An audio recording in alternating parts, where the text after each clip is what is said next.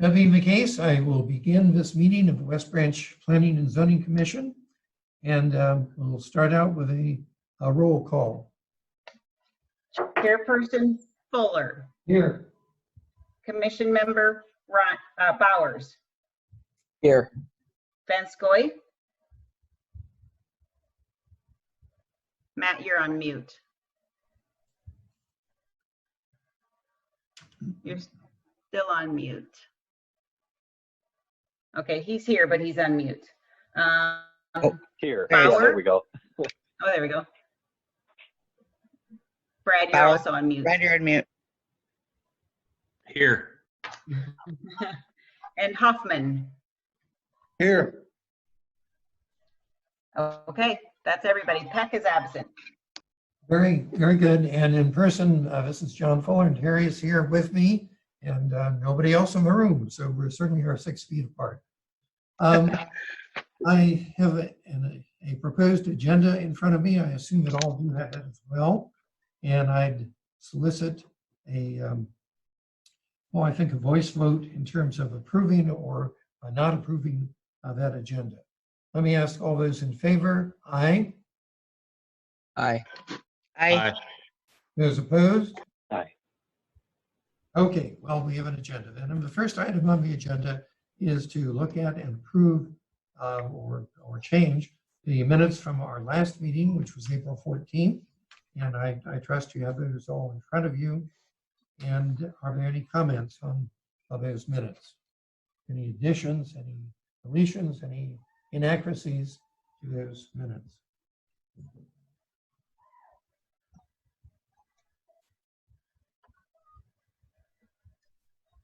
Hearing none, I'll again ask for a voice vote on those minutes. All those in favor of approval, aye. Aye. Aye. Those opposed? Aye. Aye. I got at least 4 ayes there, and got another one from me. Now, the key item before us today is a public hearing on the revised West Branch School District site plan for the softball parking lot. And I understand, Brian, that the school wants to get started on this as soon as possible. So if we decide approval or approval of changes, then I assume this will be coming before the city council shortly. So has everyone had a chance to look at the drawings and read the information about the grading and surface improvement and so forth?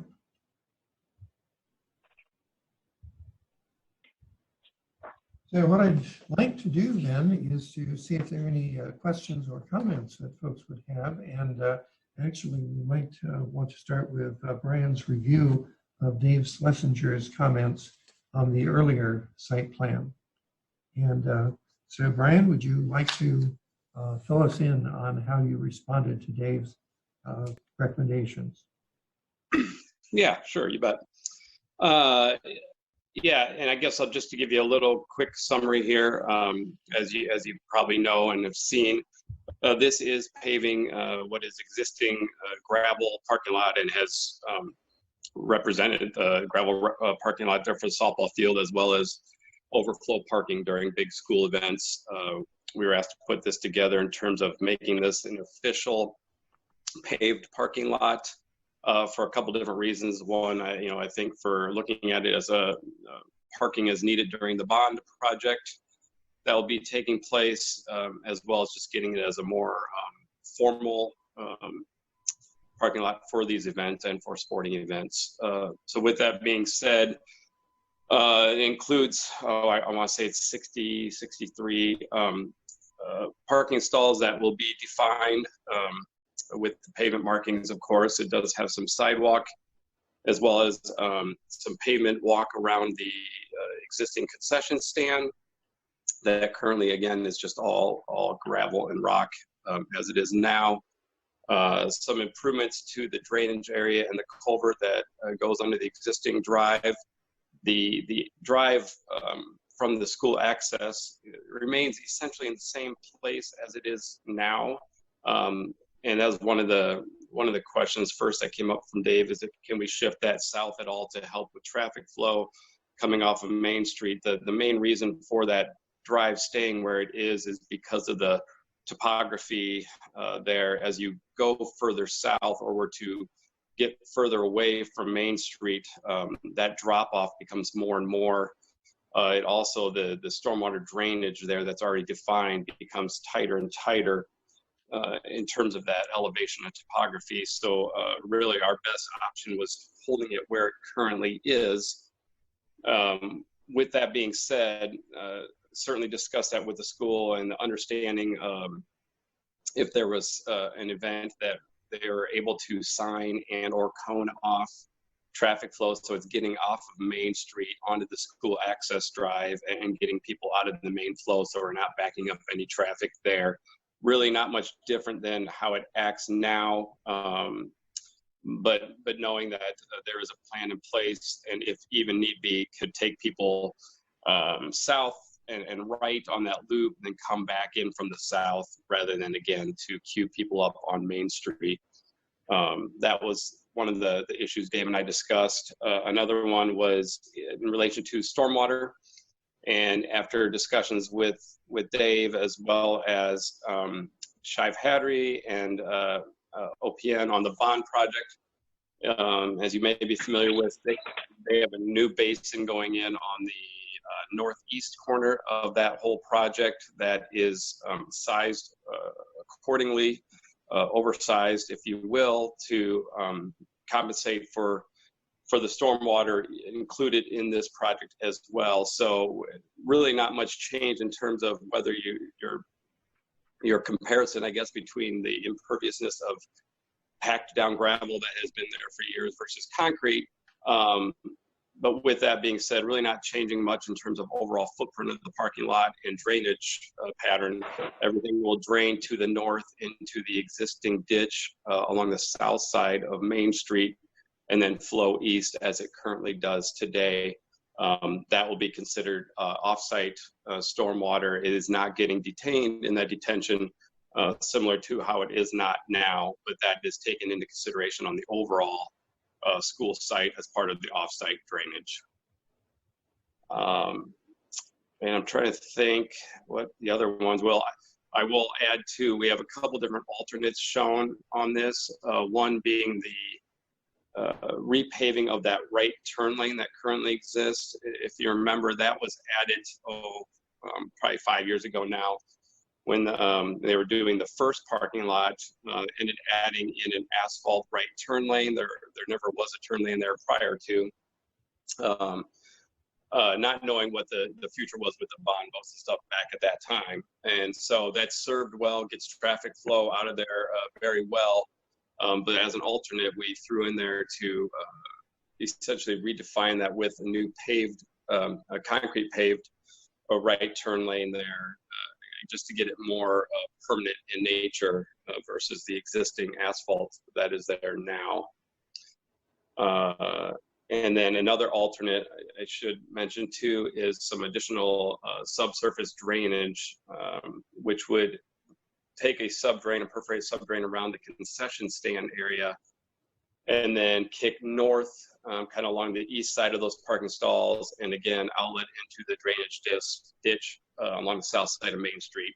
There's been some water issues in the past in that concession stand from what appears to be groundwater and or surface flow. Nobody's totally defined where it's coming from, but being on the boosters, I can tell you I've gone in there and shot back numerous times and put fans in there. So this certainly seemed like the opportune time to get some subsurface drainage in there as well. So I think the intent from the district, unless pricing is really high, is to take care of that alternate for sure, and hopefully the right turn lane as well.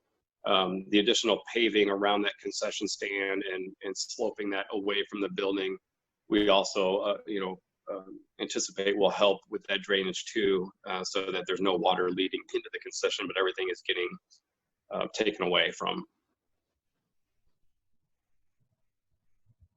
I don't know if there's any other comments. I can't remember that Dave had, but happy to address or answer any other questions.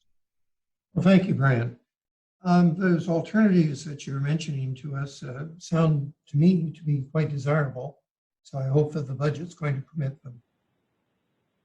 Are there questions of Brian?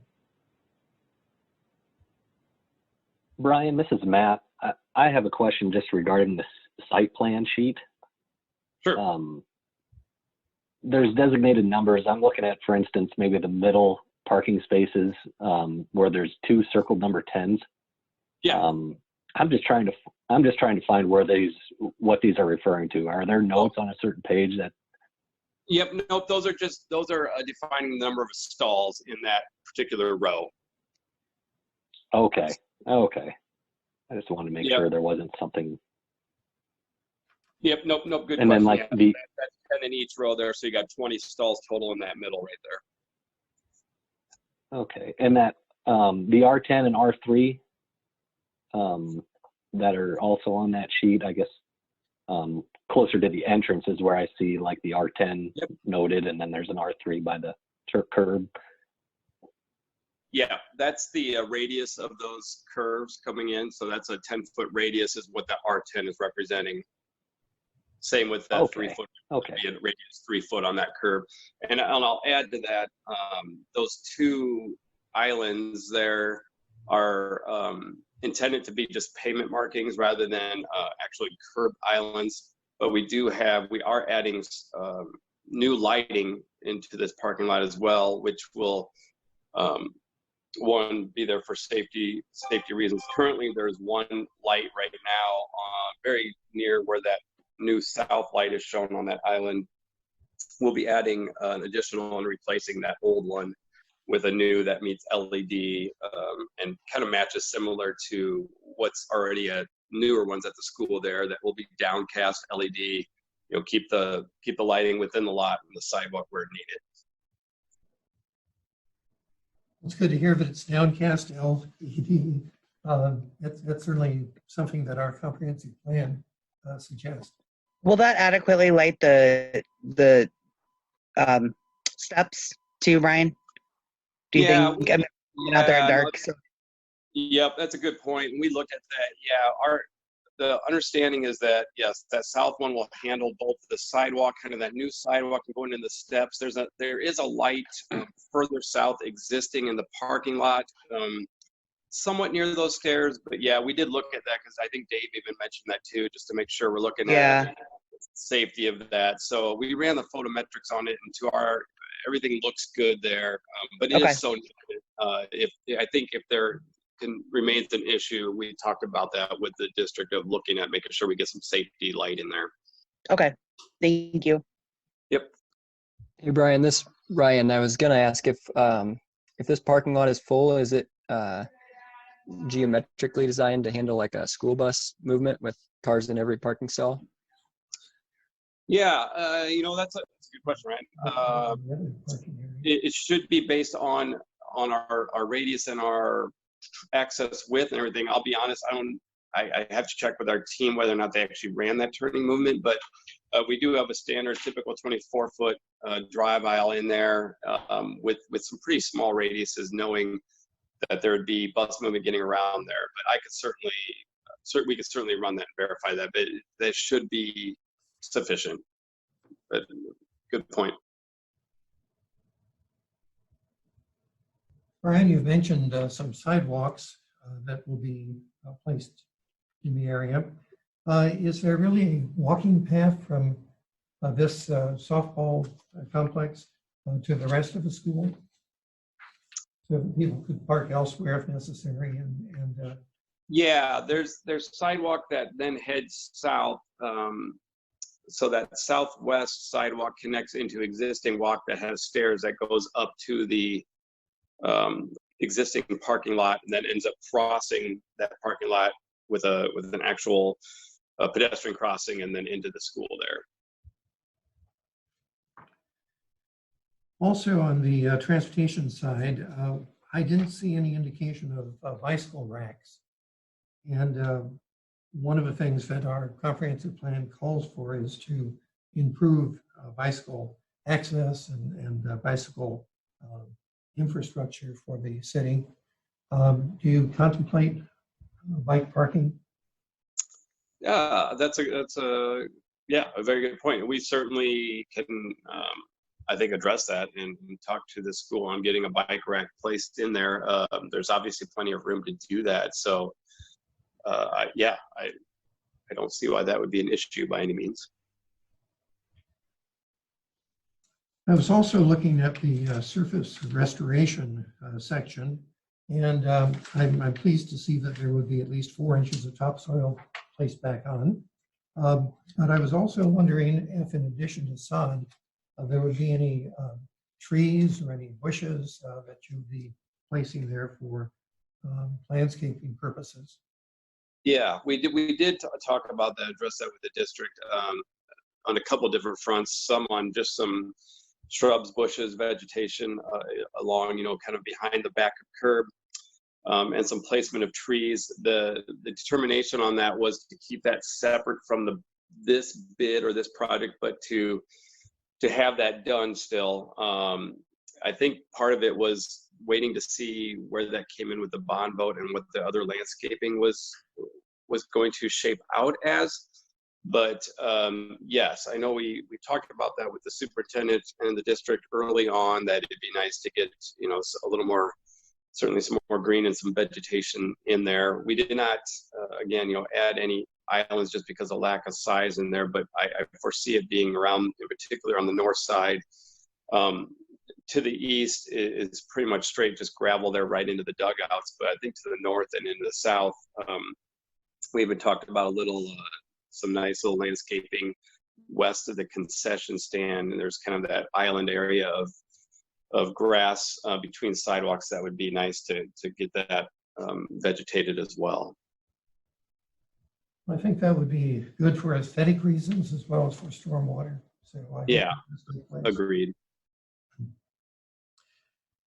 One more thing on stormwater. I got in the mail my May issue of Stormwater, which is a journal of stormwater management. And one of the things that it has in it is the ACSE standards that have come through for permeable paving using concrete pavers. I understand this is a parking lot that's been there for a long time. It's gravel, it's compressed, and I don't imagine that you'll be making any changes to introduce permeable pavers. But I just want to bring up the topic because as we incrementally change the city, I think that we need to keep those in mind. They're getting much more common, much easier to deal with in terms of maintenance. And even though this is just an acre, they still have beneficial end results. Does anyone else have questions on what we've been presented with?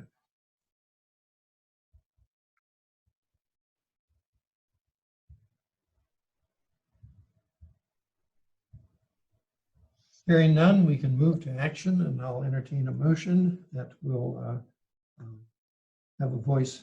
We will have a roll call vote on. Is there a motion?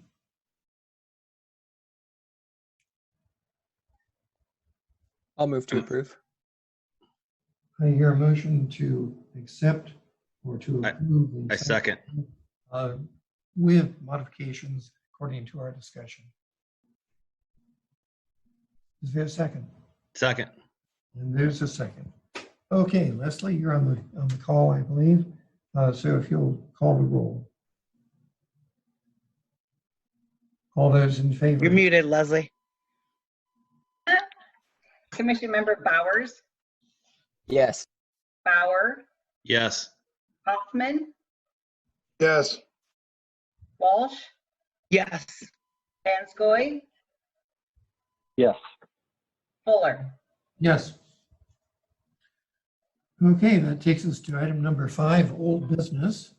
And the old business that I'd like to mention is that the City Council next Monday will be taking up our comprehensive plan, having a public hearing on it. And I hope at long last giving approval to that plan. Leslie, I assume that others can be on the Zoom call. And so if anyone has a bit of time at 7 o'clock on Monday, please participate. Terry, do you have any reports for us? You were telling me about all the new construction. Yeah, I was going through our building permits. We've got right now, just for this year, since January 1st of 2020, we've got 14 single-family dwellings going right now. We've got a 4-unit building, townhouses, and a 3-unit townhouse building. That's quite a bit of construction for a community of this size. Well, I will tell you too, during this, people would think that things are slowing down during this pandemic. Where And with real estate, and we are busier than ever. Like, it's crazy. It's kind of an interesting, not at all what we expected, but yeah. Right. Nationally, there's a slowdown, but locally, not at all. No, not at all. But yeah, besides that, that's all I have right now. Leslie, do you have anything to add? I just have one thing to add. Originally, I had received a final plat approval for Cedars Edge for this meeting, but they weren't quite ready. They will probably be ready before our next meeting, which is in July. So we may need to look towards a meeting in June sometime, but I will keep you posted when they're ready. I don't want to prematurely get them ready because they're just doing the last 11 lots. So it's something we've seen before, so it shouldn't be much, but they have to get streets in and the weather has to cooperate. So just wanted to give you the heads up on that. Well, we'll wait for more information from you on that. Most of us are not doing much traveling, so it should be possible to have a June meeting with no particular difficulty, especially if we take our computers with us and I'll do this by Zoom. Are there any comments from commission members? Is there nothing new on the Parkview development?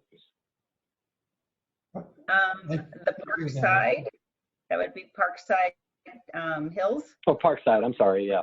Yeah, the preliminary plat was approved probably a month ago in April, I think. But no, we're just waiting on them to start moving dirt. So we won't see a whole lot until they start moving dirt.